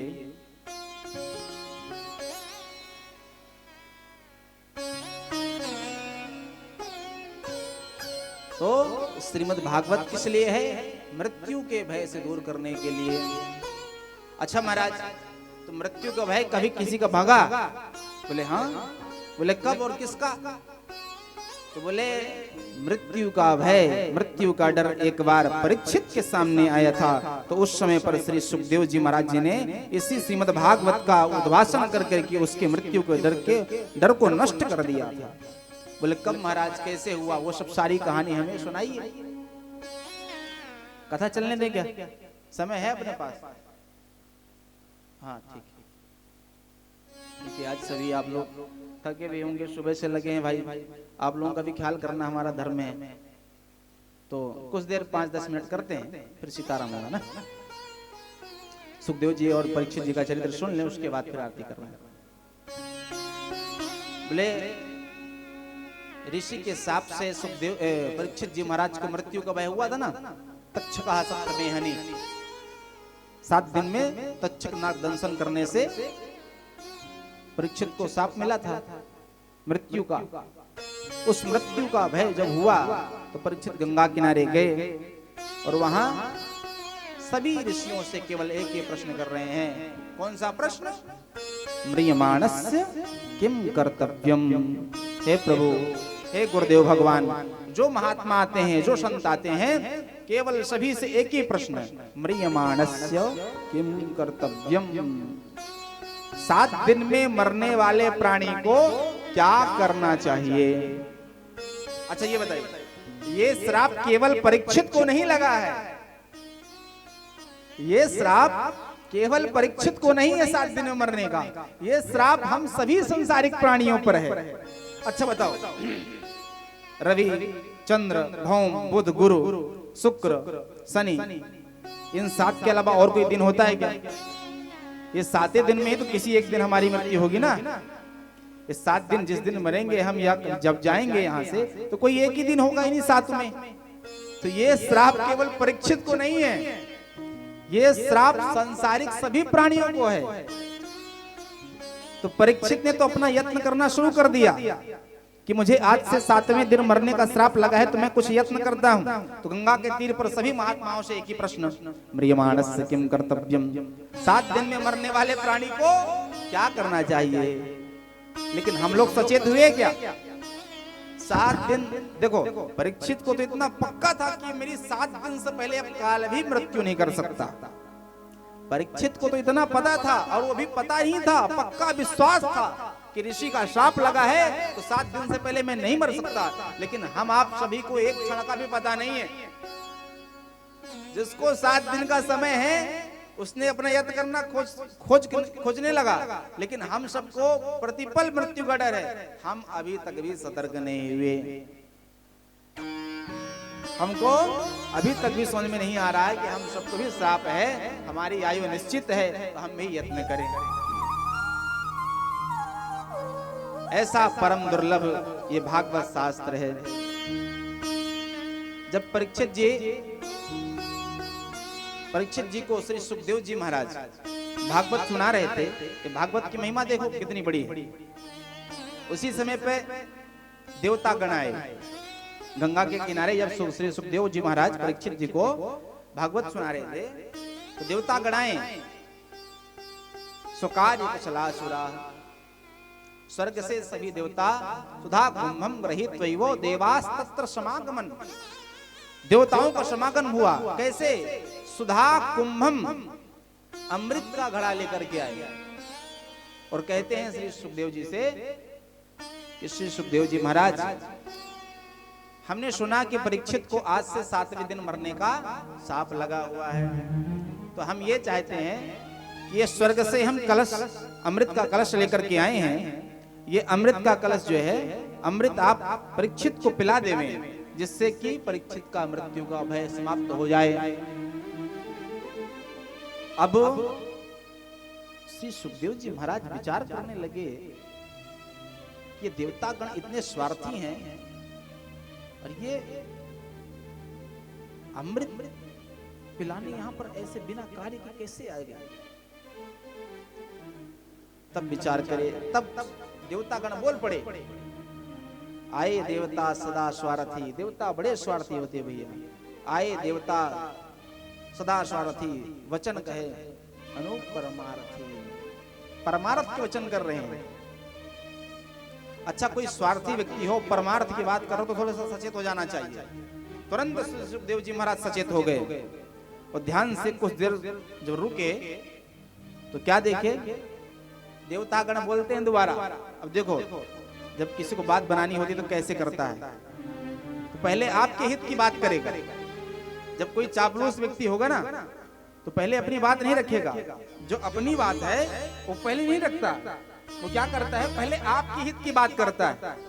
ध्यान दीजिए, जो स्वार्थी व्यक्ति होता है वो पहले अपना जो लाभ है वो नहीं गिनाता। वो पहले क्या कहेगा, आपके जो हित की बात होगी ना वो गिनाएगा। तो श्री ये जो देवता हैं ये बड़े स्वार्थी हैं। तो देखो, परीक्षित के हित की बात कह रहे हैं सुखदेव जी से, ये जो कथा, ये सुधामृत लेकर के आए हैं, इसको आप पिला दीजिए, जिससे मृत्यु का भय समाप्त हो जाए। और फिर बाद में क्या कहते हैं कि यह जो आप कथा रूपी अमृत परीक्षित को सुनाने जा रहे हैं, ये आप हमको सुना दीजिए। एवं विनिमय जाता, ये विनिमय कर लीजिए। आप हमको कथामृत दे दीजिए और हम आपको सुधामृत दे देते हैं। तभी श्री सुखदेव जी महाराज तदा देवान जहासः, अट्टहास करके हंस पड़े। अरे देवताओं, मैं वही तो सोच रहा था कि इतने स्वार्थी देवता आज परमार्थ की बात कैसे कह रहे हैं। आखिर सच्चाई सामने आ ही गई। तुरंत डांट कर फटकार कर भगा देते हैं। को सुधा को कथा लोके को काचह को मणिर महान ब्रह्मरातो विचार्य वो तदा देवान जहासः। अट्टहास करके डांट करके भगा देते हैं देवताओं को। और उदाहरण क्या देते हैं पता है, कथा अमृत का और सुधा अमृत का उदाहरण देखना किस प्रकार देते हैं। को सुधा को कथा लोके, कहां सुधामृत और कहां कथामृत। बोले कैसा है, बोले को काचह को मणिर महान। ध्यान से समझिएगा, कथामृत की और सुधामृत की महिमा का जब वर्णन करते हैं तो श्री सुखदेव जी महाराज किस बात का उदाहरण दे रहे हैं। को काचह को मणिर महान, कहां कांच और कहां मणि। तुम हमको मणि के बदले में कांच प्राप्त करवा रहे हो। ये विनिमय हुआ, ये आदान प्रदान हुआ कि ये ठग विद्या हुई। अरे आदान प्रदान तो बराबर की मूल्य की वस्तुएं हो उसका होता है। जो भाई इसका इतना मूल्य है तो उसका उतना मूल्य देना पड़ेगा जब आपको वो सामान देगा बाजार का। लेकिन कोई बहुत महंगी वस्तु है और आप 10 रुपए पकड़ा रहे हो तो क्या देगा? नहीं देगा ना। तो श्री सुखदेव जी महाराज यही कह रहे हैं कि को काचा कोमणिर महान, कहां तुम्हारा सुधामृत। सुधामृत क्या करता है? सुधामृत क्या करेगा आपको? सुधामृत पान करके आप तो अमृत हो जाएंगे, लेकिन सदैव डर डर के रहना पड़ेगा। महाराज जब राक्षस गण परेशान करते तो देवता भाग लेते हैं। ये भय मुक्त नहीं करता है, ये अमृत तो प्रदान करता है, लेकिन कथा आपके जीवन से अमृत तो नहीं अभयत्व प्रदान करती है। परीक्षित जी को सांप लगा, मरना फिर भी है कथा सुनने के बाद, लेकिन अब टेंशन नहीं है। क्यों भाई, क्या हुआ? बोले अब कथा सुन लिया। बोले हम जानते हैं कि अब हम है ही नहीं तो हमको क्या मरना। बोले हम जो हैं हमको मरना नहीं, ऐ शरीर को बचना नहीं। तो कथामृत और सुधामृत में क्या अंतर है, समझ गए? परीक्षित जी कह रहे हैं हमको मरना ही नहीं है भाई। हम डर किस बात से रहे थे कि हमको मरेंगे, लेकिन कथामृत का रसपान करके हम ये समझ गए कि हमको मरना ही नहीं। तो इस प्रकार से जब डांट करके भगाया तो सभी देवता महाराज ब्रह्मा जी के पास पहुंच गए। बोले हम परीक्षित सुखदेव जी महाराज के पास गए थे, हमने निवेदन किया। अब देखो आए देवता सदा स्वार्थी, ये नहीं बोले कि हमने क्या कहा है। प्रेम से अगर कथा सुनने के लिए बोले होते तो प्रेम से बैठ के सुन लेते, क्या जाता। परीक्षित को सुना ही रहे थे, सुखदेव जी महाराज आप भी बैठे रहो। अब हमको आपको सुनाना हो कथा, चाहे सबको सुनाना हो कथा, बोलना तो नहीं पड़ेगा। चाहे और 200-400 लोग आ जाएं, हम तो नहीं बोलेंगे कथा को। पर देवता जब स्वार्थ की बात कह दिए तब श्री सुखदेव जी महाराज डिस्टर्ब हो गए। अरे आए देवता सदा स्वार्थी एवं विनिमय जाता, ये विनिमय नहीं हुआ, ये ठग विद्या है। आदान प्रदान बराबर की वस्तुओं का मूल्य होता है। अच्छा, तब ब्रह्मा जी के पास महाराज भागते दौड़ते गए कि हमारा अपमान कर दिए श्री सुखदेव जी महाराज, हम कथामृत के लिए गए थे, हमको नहीं दिया, हमको डांट करके भगा दिया। बोले अच्छा, बोले इतनी महिमा है भागवत की कि सुधामृत, इतने प्रयत्न करने के बाद समुद्र मंथन से सुधा अमृत निकला और तुमने वो भी देने का प्रयास किया, परीक्षित को मृत्यु के भय से मुक्त करने का प्रयास किया, उसके बाद भी तुमको कथामृत नहीं दिया। इतनी महिमा कथा की। बोले हाँ प्रभु। बोले चलो देखते हैं। परीक्षित जी सुन रहे हैं ना। बोले अब 7 दिन के बाद इसका निर्णय होगा। अब महाराज 1 दिन हुआ, 2 दिन हुआ, 3 दिन हुआ, 4 दिन हुआ, 5 दिन हुआ, 7 दिन जब संपूर्ण हो गए तब देखे कि मृत्यु परीक्षित जी के सामने आकर के घुटने टेक देती है। महाराज मृत्यु भी कहती है कि मैं आपको नहीं मार सकती, लेकिन क्या करूं, शास्त्रों की वचन की मर्यादा के कारण मुझे, मैं आपको नहीं, आप मेरे सर पे पैर रख करके ऊपर चले जाए। ये हुआ। अब आश्चर्य में पड़ गए ब्रह्मा जी। तब क्या हुआ कि सत्यलोके तुला मध्वा तुलयत साधनान्देहा, सत्यलोक में जब आश्चर्य में पड़ गए कि इतनी महिमा है, तब सत्यलोक में एक कांटा बनवाया। कांटा समझते ना, जिससे नाप तोल किया जाता है, तराजू। सत्यलोक में एक तराजू बनवाया। एक तरफ जप तप यज्ञ अनुष्ठान संसार के जितने साधन से सबको रख दिया, सारे ग्रंथ रख दिए, और एक तरफ केवल श्रीमद् भागवत महापुराण को रख दिया। क्या हुआ पता है? भागवत शास्त्र की महिमा के कारण भागवत शास्त्र का पलड़ा भारी हो गया प्यारे। ये है भागवत शास्त्र की महिमा।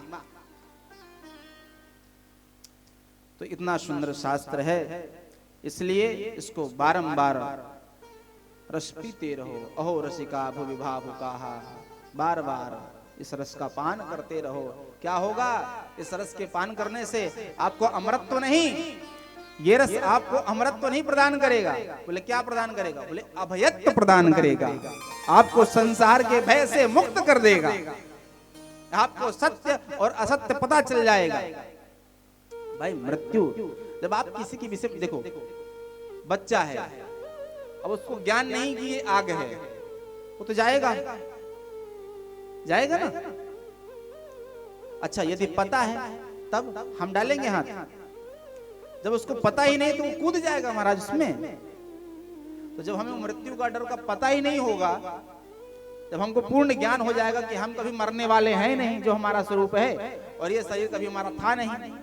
भाई हमारे जन्म से पहले ये शरीर हमारा नहीं था, तो जो चीज हमारा नहीं था, मान के चलिए आपने हमसे कोई वस्तु मांगी, हमने आपको कुछ दिन के लिए दिया, तो आप उसको अपना तो नहीं बना सकते ना। अब हम आप मांगने लगे आपसे, तो आप कहो कि महाराज जी कुछ भी कहोगे हम तो ले लेंगे ना। भाई जितने दिन के लिए दिया उसके बाद तो हमको आपको वापस करना पड़ेगा।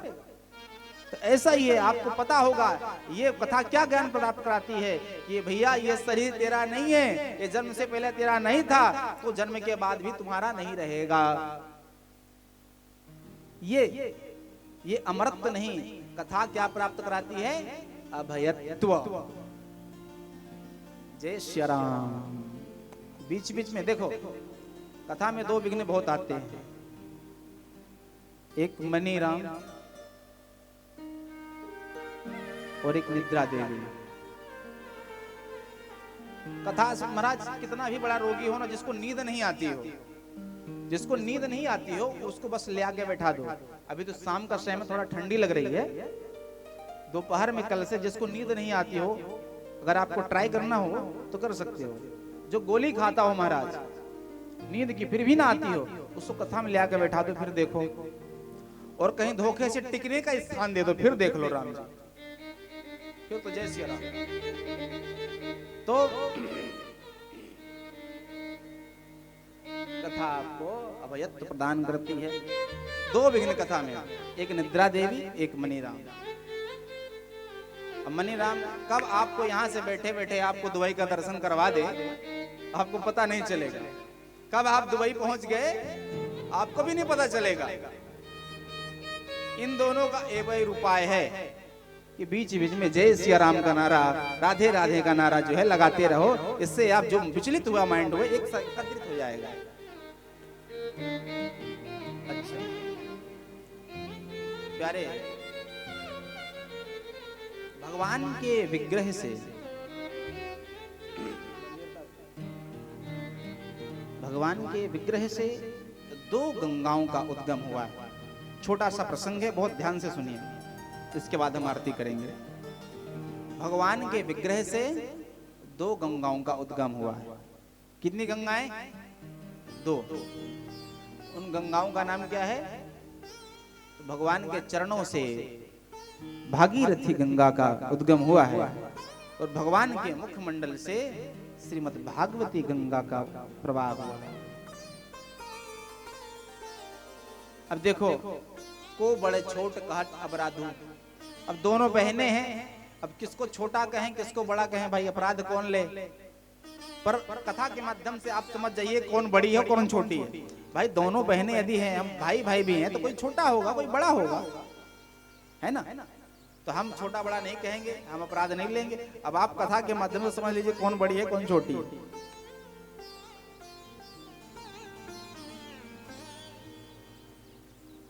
इस तपती देह को संतप्त, इस तपती देह को शांत करने के लिए, शीतल बनाने के लिए आप जब गंगा जी में डुबकी लगाएंगे, भरी गर्मी हो बंधुओं, भरी गर्मी हो, और आप जाकर गंगा जी के जल में डुबकी लगाइए, फिर देखिए कितना शीतल हो जाता है हृदय। होता है ना शरीर शीतल, एकदम ठंडा, इतना शीतल जल होता है गंगा जी का। गंगा जी का जल आपके शरीर को तो शीतल कर सकता है, परंतु मन में जो आपके क्लेश भरे हुए हैं, त्रितापों से जो संतप्त हैं, उन संताप को, उस ताप को, उस त्रिताप को दूर करने में गंगा जी का जल सामर्थ्यवान नहीं है। सबको त्रिताप व्याप्त है, सब चिंता से युक्त हैं। भाई तन स्वस्थ है और मन स्वस्थ नहीं है, तब महाराज अच्छे अच्छे हट्टे कट्टे प्राणी हट्टे का है सीताराम, है ना? वही वाली बात। तो मन का स्वस्थ होना तन के स्वस्थ होने से अत्यधिक हुए। मन स्वस्थ है तो सब स्वस्थ है, मन के हारे हार है, मन के जीते जीत। मन से हार गए तो फिर हार गए। जैसे कैंसर जिसको हो जाता है उसको कैसे हंसाते हैं, उनको वो हंसी वाले वो दिखाते हैं, कॉमेडी। क्यों? क्योंकि उनका मन स्वस्थ होना चाहिए ना भाई। तन तो उनका बीमार है ही है, यदि वो मन से भी अस्वस्थ हो गए तो सीताराम हो जाएगा। इसलिए मन का स्वस्थ होना बहुत आवश्यक है। तो तन को स्वस्थ करने के लिए तो आपको गंगा जी का सहारा लेना पड़ेगा। परंतु यदि त्रिताप के संताप से बचना है, दैहिक दैविक भौतिक इन त्रिताप से यदि बचना है तो आपको भागीरथी नहीं श्रीमद् भागवती गंगा का सहारा लेना पड़ेगा। प्यारे श्रीमद् भागवती गंगा का जब तक प्रवाह नहीं होगा तब तक आपके त्रिताप के जो संताप हैं इनसे आप दूर नहीं हो सकते, इनसे मुक्त नहीं हो सकते। अब देखो दूसरी बात, गंगा जी में यदि आपको स्नान करना है तो संभल कर ही करना पड़ेगा। गंगा जी में आपको बिल्कुल आराम से ही जाना पड़ेगा। कहां गहरा है, आप ज्यादा गहराई में गए तो फिर गए, परंतु इस गंगा में, भागवती गंगा में, इसमें तुम्हारा जितना घुसते जाओगे उतना ही आनंद। बोलो जय श्री राम, है ना। अब आप आंकलन करते रहो, हम उदाहरण देते रहते हैं और आप आंकलन करते रहिए कौन बड़ी कौन छोटी, हम अपराध नहीं लेंगे, है ना। त्रिताप दूर करना है तो भी आपको भागवती गंगा का सहारा लेना पड़ेगा। अब देखो तीसरा उदाहरण, भागीरथी भगवान के कहां से निकली है? भागीरथी गंगा भगवान के कहां से निकली है? श्री विग्रह में चरणों से ना। और श्रीमद् भागवती गंगा कहां से निकली है? मुखमंडल से। देख तो कई जगह आप देखे होंगे, कई जीवों के पास पैर नहीं होते, पैर नहीं होते। पैर नहीं होगा तो चल जाएगा, आजकल वो साइकिल आती है ना उससे लोग चल जाते हैं। पैर नहीं होगा तो चल जाएगा, लेकिन अगर मुख ना हो, ऐसा जीव देखे हो जिसके मुख ना हो वो जिंदा हो? देखा कभी संसार में? अब आप आंकलन करते रहिए कौन बड़ा है कौन छोटा है, हम अपराध नहीं लेंगे। को बड़े छोट कहते अपराधु, दोनों बराबर है भाई, हम कोई बड़ा छोटा नहीं कह रहे। तो पैर के बिना तो आपका काम चल सकता है, परंतु मुख के बिना नहीं चल सकता। इस प्रकार से यदि आपके जीवन का संताप दूर करना है तो आपको प्यारे भागीरथी नहीं श्रीमद् भागवती गंगा का सहारा लेना ही पड़ेगा, बोलना पड़ेगा जय श्री राम। अब यदि आज्ञा हो तो आरती करें और यदि कहो तो कथा सुनाएं। हमको तो लगता है सुबह से लगे हैं ये लोग, कल से तो 2 बजे से लगेंगे ही महाराज, तो 6 बजे तक चलता रहेगा। अभी सुबह से लगे हैं तो दया आ रही है थोड़ी, नहीं कहेंगे बड़े निष्ठुर हो चुके हैं, इनको क्या है, इनको तो टाइम टाइम पे मालपुआ मिल रहा है, ये तो छान ही रहे हैं, हमको कष्ट में बैठाए हैं। तो ऐसा नहीं है। आओ अब आज आरती करेंगे, आरती से पूर्व में आज एक भजन सुनाते हैं, उसके बाद आरती करेंगे, प्रसाद लेकर के सभी लोग यत्र स्थान को ग्रहण करेंगे। बोली बांके बिहारी लाल की।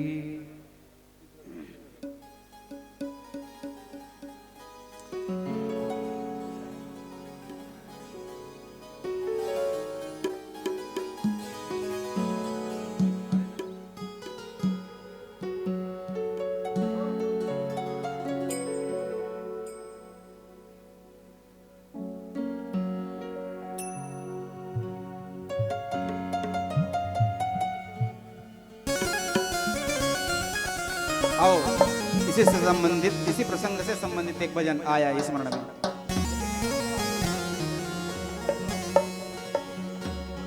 अनमोल तेरा जीवन, अनमोल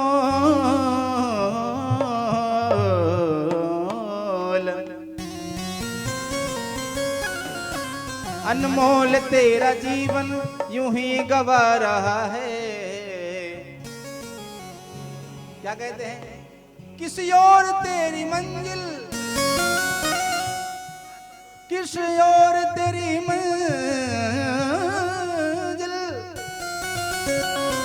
किस ओर जा रहा है, अनमोल तेरा जीवन यूं ही गवा रहा है, अनमोल तेरा जीवन यूं ही गवा रहा है, अनमोल तेरा जीवन यूं ही गवा रहा है, अनमोल तेरा जीवन यूं ही गवा रहा है। किस ओर तेरी मंजिल, किस ओर तेरी मंजिल, किस ओर जा रहा है, किस ओर तेरी मंजिल, किस ओर जा रहा है, अनमोल तेरा जीवन यूं रहा है, अनमोल तेरा जीवन यूं ही गवा रहा है। जय हो।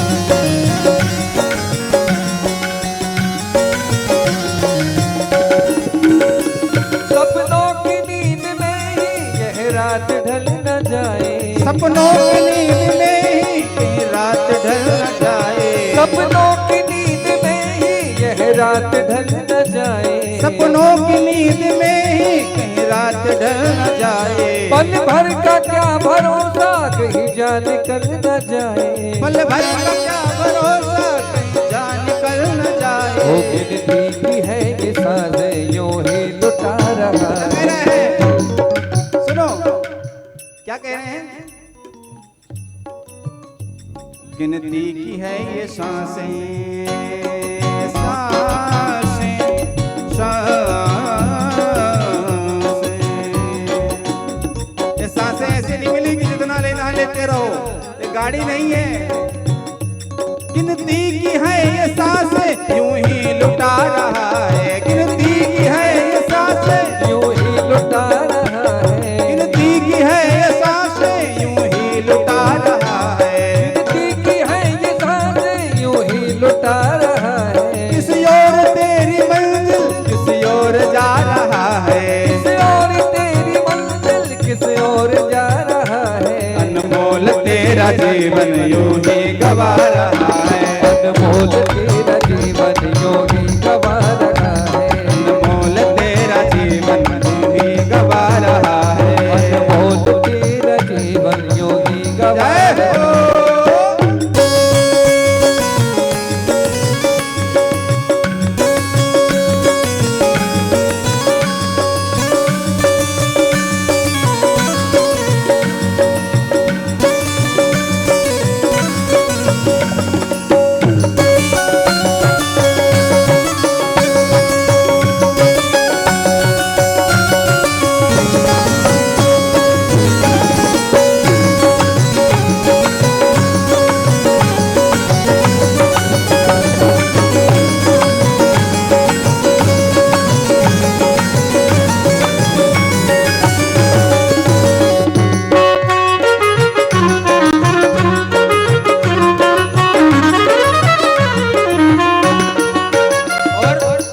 और आगे क्या कहते हैं, जाएगा जब यहाँ से कोई न साथ देगा, जाएगा जब यहाँ से कोई न साथ देगा, जाएगा जब यहाँ से कोई न साथ देगा, जाएगा जब यहाँ से कोई न साथ देगा, इस हाथ जो दिया है उस हाथ में लेगा, इस हाथ जो दिया है उस हाथ जाके देगा। और क्या कहते हैं, कर्मों की ये है खेती,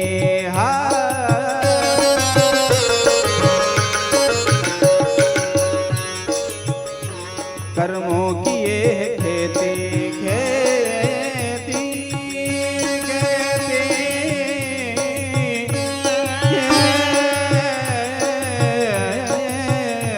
खेती। क्या है, कर्मों की ये है खेती, फल आज पा रहा है, कर्मों की है ये खेती,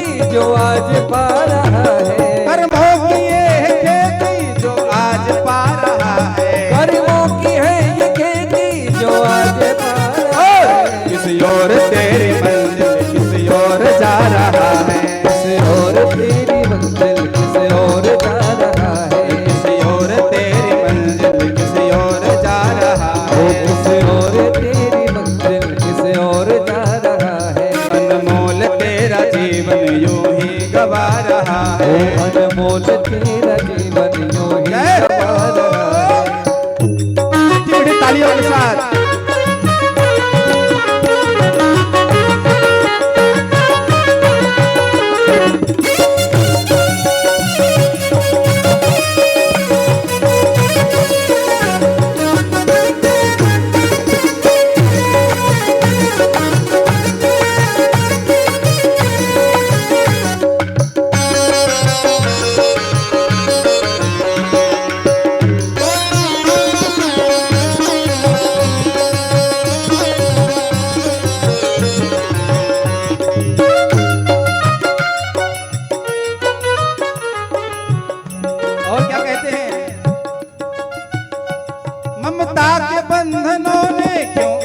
तुझको घेरा, ममता के बंधनों ने क्यों आज तुझको घेरा, ममता के बंधनों ने क्यों आज तुझको घेरा, ममता के बंधनों ने क्यों आज तुझको घेरा। और सुनो, बहुत गहरी लाइन है, क्या कहते हैं?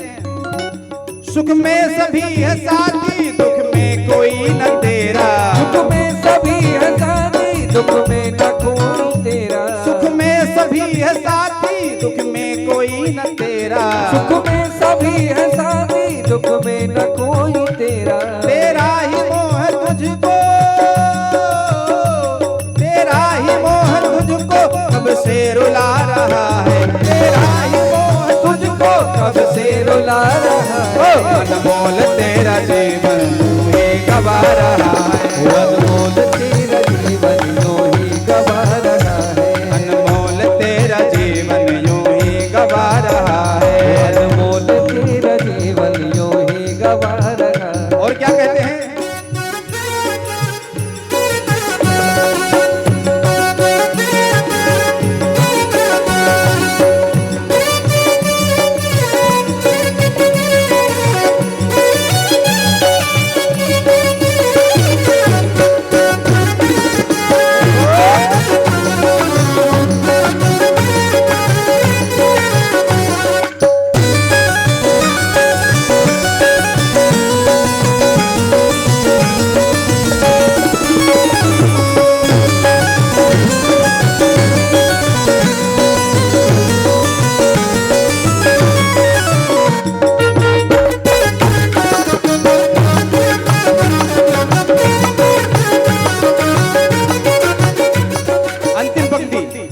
अंतिम पंक्ति क्या कहती है इस भजन? बड़े ध्यान से। जब तक है भेद मन में है, जब तक है भेद मन में भगवान से जुदा है, जब तक है भेद मन में भगवान से जुदा है, जब तक है भेद मन में भगवान से जुदा है, जब तक है भेद मन में भगवान से जुदा है। खोलो खोलो जो दिल का दर्पण इस घर में ही खुदा है, खोलो जो दिल का दर्पण इस घर में ही खुदा है, खोलो जो दिल का दर्पण इस घर में ही खुदा है, खोलो जो दिल का दर्पण इस घर में ही खुदा है। सुख रूप को ही तू तो, रूप को ही भी तो दुख आज पा रहा है, दुख आज पा रहा है, किसी और तेरी मंजिल किसी और जा रहा है, किसी और तेरी मंजिल किसी और जा रहा है, अनमोल तेरा जीवन यूं ही गवा रहा है, अनमोल तेरा जीवन यूं ही गवा रहा है, अनमोल अनमोल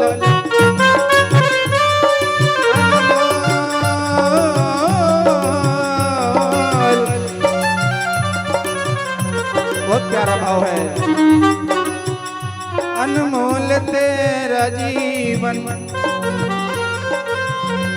यूं ही गवा रहा है,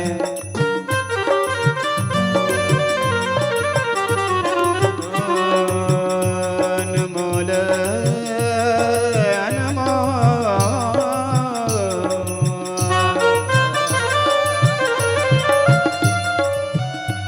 किसी और तेरी मंजिल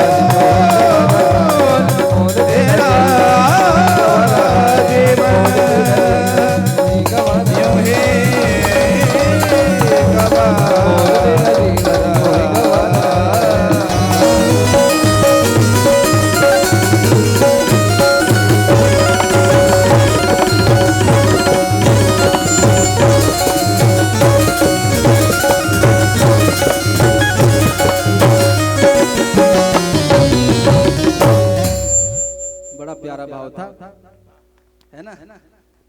अनमोल तेरा जीवन यूं ही गवा रहा है, अनमोल तेरा जीवन यूं ही गवा रहा है, किसी और तेरी मंजिल है,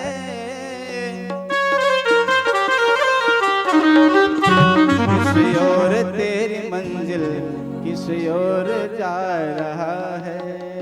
इसलिए प्यारे बड़े संभाल कर इस जीवन को जीना है। आओ आओ सभी लोग अपने अपने स्थान पर खड़े होकर के भागवत भगवान की आरती करें, तत्पश्चात प्रसाद ग्रहण कर हम सभी अपने घर को चलेंगे।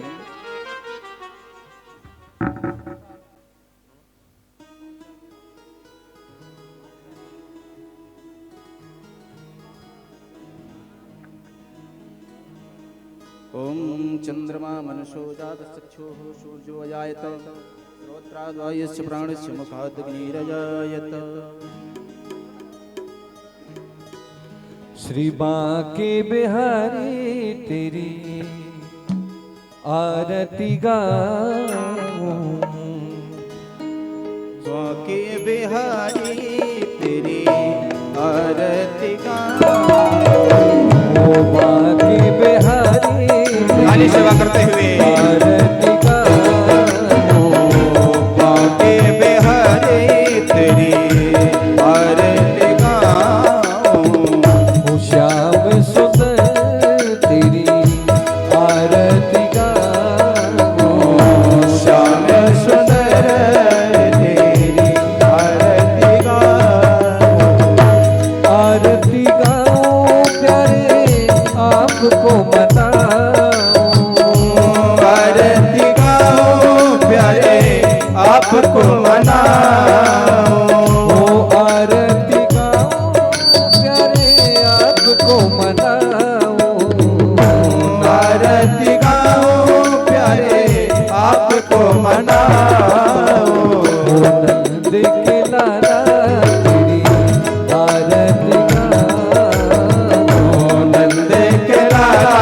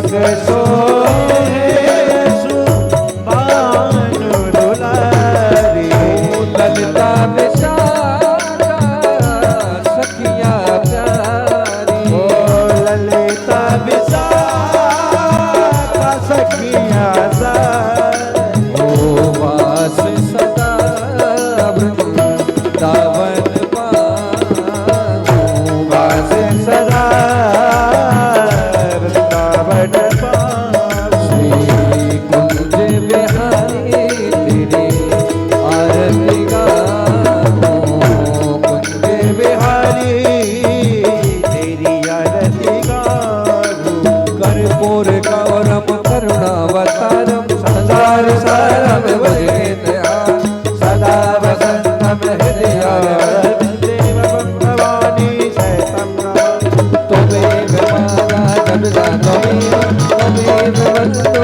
जलगा त्वमेव सर्वं मम देव देव त्वमेव सर्वं मम देव देव त्वमेव सर्वं मम देव देव त्वमेव सर्वं मम देव देव सर्वं मम देव मम देव देव